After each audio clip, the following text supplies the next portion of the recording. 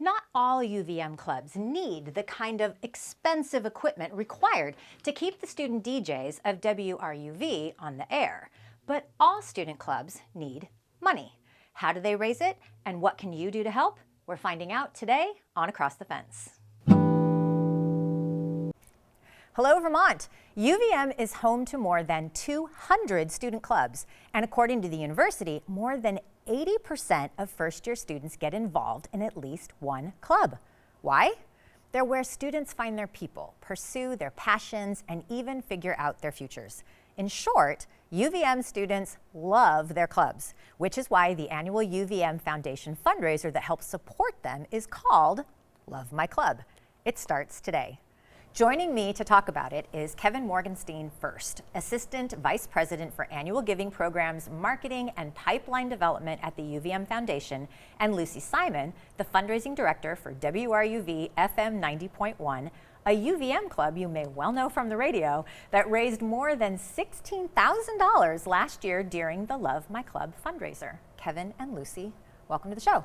Thanks for having us. Thank you. It's nice to have you guys here. And did you like that I went and I found the board there, the old board? We're going to talk about it, the old board at WRUV. Yeah, I was surprised to see that. It's like we have 3 boards right now in the station. It's like that one's so old. That one is, I think it even has a little sign on it that says that this is like retired. It's a piece of retro equipment now. It was the one that my grade and the grade above me trained on. Oh my gosh. For like in our production room, and we always kind of was like, it was really nice not to have to use that one last expensive time. equipment. So I'm going to ask you some questions about that. Kevin, this marks the 10th anniversary of LUVMYClub, Yep. and you actually helped to launch it, I guess, back in 2016. Tell us about the inspiration. Sure, yeah. Well, we were thinking about how do we get more students interested in philanthropy. Not an easy thing to do. A lot of our traditional senior class gift processes that had been going on for decades had kind of fallen apart, and so we needed a new idea. And we struggled for about a couple of years to figure that out, and then we landed on students love their clubs. And we were getting more and more students asking with help with fundraising. And so we said, why don't we just smush them all together? And the first year we had about 60 clubs or so. We raised about $17,000, and it took off from there. And it's been really fabulous over the last 9. How many clubs are participating now? This year, I think last count, we have 153 clubs. And how much more money are you raising at this point? So last year we raised $261,000. That's about a 1,400% increase over the first year. Pretty good. Okay, yes. We'll I mean, take that. in the world of money, I think we would all like to have a 14, would you say 1,400%? Yeah. Wow, okay, that's incredible. Lucy, okay, we talked about expenses and the board and things like that. How expensive is it to run a student club? You've got experience with a couple. Yeah. So for WRUV specifically, I don't know all the numbers, but I know that like you have like a full running radio station. So we have to pay FCC dues. We have to fix our whole board broke last year. So we had to replace the board, and then it's so cold that we had to replace our whole heater. Okay. And then currently some of the like output stuff into the hallway is broken, so we have like a manual radio if you go by that's playing. I did our see station. that, right? Okay. I'm also part of Chicks on Sticks Vermont, which is the all-girls and non-binary ski and ride club on campus, and we get about we send about 100 girls for our fundraiser for that club. 100 girls up Bolton, which means to skin, to do like backcountry, and that's super expensive because we provide gear for that. Yeah. Which is like. So clubs are providing a lot of services to students. And I know a lot of clubs also give back because they themselves are doing fundraising for the community and things like that. So, and then there's of course different types of clubs, right? I mean, like because there's, so what kind of clubs are there? Well, all kinds. So we break them out into different categories. And so we have lots of club sports. And a great example of that is the men's rugby team. Men's rugby, we had them on the show. We talked about this. Yeah. They've participated in this fundraiser for years and have raised money to been able to travel more and really compete at that national level. So we've got club sports. There are service clubs, so students that go on into the community and do service. There are academic clubs, so clubs that really focus on a certain academic area, cultural clubs. Yep, we had the really Asian anything Student you can Union think on of. recently, right? There's a bird watching club that I just checked out. There's the herpetology club, always my favorite. Got to give a shout out to the herpetology almost anything club. you can imagine, there's a club for it. Yeah, right. Yeah. And so is fundraising the only way that clubs are supported at UVM? No. So Okay. clubs are supported a couple different ways. The main one is we get a budget from the Student Government Association, the SGA, for every year. And we have to submit a budget request that pretty much outlines every single thing we want to spend it on, and then SGA kind of decides like how much they will give. And there are over 200 clubs on campus, so not every club can get $2,000 for a pizza party. Yeah. Is essentially what we've been told a couple times. So they do provide some funding, but it doesn't cover everything. No, Okay. and a lot of it comes from fundraised dollars at this point, especially for smaller clubs. Honestly, like Summit Sisters is a growing force on campus. One of my friends is in that, and they really rely on like the money they raised from Love My Club last year too. And then you'll see still at the Davis Center, you'll see tabling events where clubs will still be doing some of the things that we might traditionally associate with club fundraising. They're doing bake sales, you know, they're selling cookies. And so there are different ways, but the Love My Club fundraiser is an opportunity to like make some real money. Yeah. Exactly. Yeah. Tell us a little bit, Kevin, about the role that the UVM Foundation plays in fundraising at UVM. Sure. So we exist really for two reasons. One is to raise money for every nook and corner of the university, and the other is to engage alumni over the course of their lives, so after they graduate. And so those are really our two purposes. Fundraising-wise, we really let donors pursue their passions. So we're not someone that tells a donor where they should give. We want the donors to tell us where they want to give. Love My Club is a great example of that, but that is true across academic disciplines, that is true across the College of Medicine, cancer research, pretty much, again, anything you can imagine. I think donors gave to around 900 different funds last year. So that shows you their depth and breadth of interest. Yeah. And we really want to support them in that, no matter if you're giving $10 or if you're giving $1 million. Yeah, well, and those small dollar donations, like we're going to talk about that because I want you to explain how Love My Club works. We're going to put up a graphic about this too for folks at home, just in case you want to go and check it out. It is starting today, and so this is where they can find out about who they can donate to, how to donate. Tell us a little bit about how Love My Club works. Sure. So clubs sign up, they set their own goal, so they know what they need to raise in terms of dollars.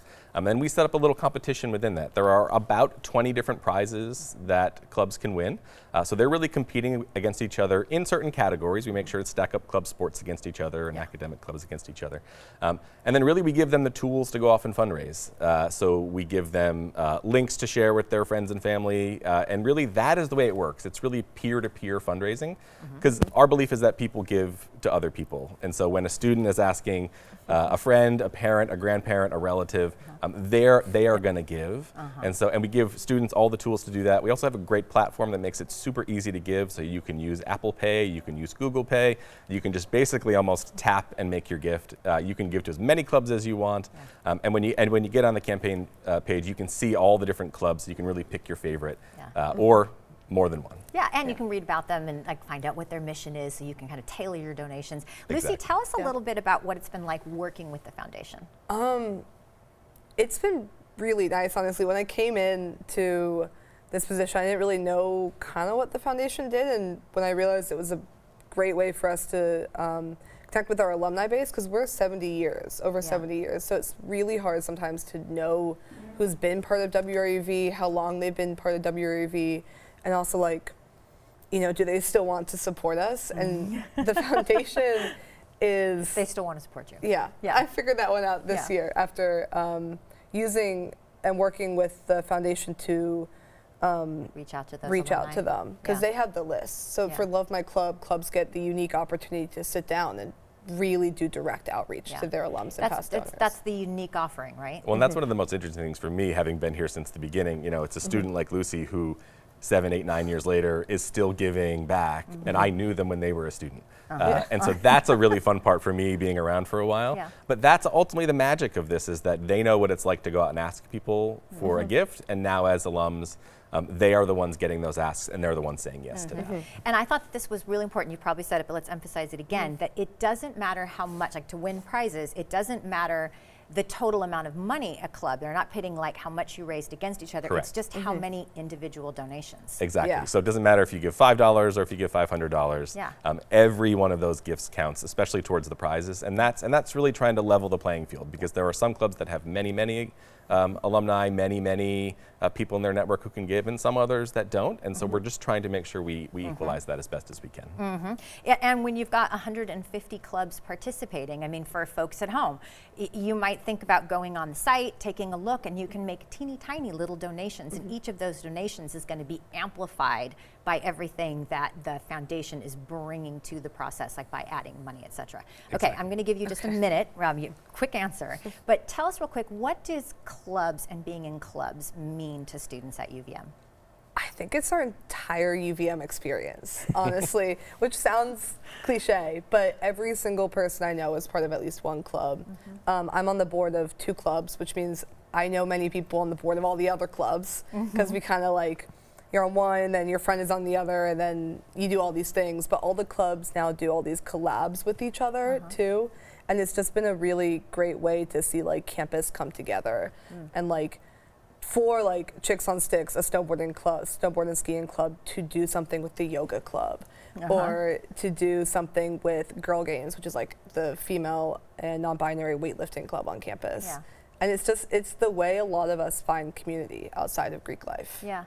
Yeah, and it's a really important part of connecting you to the university, so that then, I mean, that translates into those alumni experiences and that ongoing connection to the university after graduation too. Okay, 30 seconds. Make a pitch for why folks at home might want to support WRUV. Supporting WRUV during this time of kind of unprecedented time, we don't really know what's going on often. WRUV is an anti-corporate alternative radio station that's been on the air for 70 years to bring stuff you don't normally hear at home. We have a whole section of our show and our station dedicated to just playing local music, to supporting local bands, to giving students a platform to be on air every other Wednesday night. We have exposure. We also have the largest vinyl collection in Vermont. So, which is just like physical media is so important to keep alive during this time and to preserve. And like WRUV is one of the places that it's maintained and kind of stayed part of the historical Burlington music scene. And like, it costs money to keep that going, but it's kind of incredible the support we've had and support I really hope to see in the future. Yeah.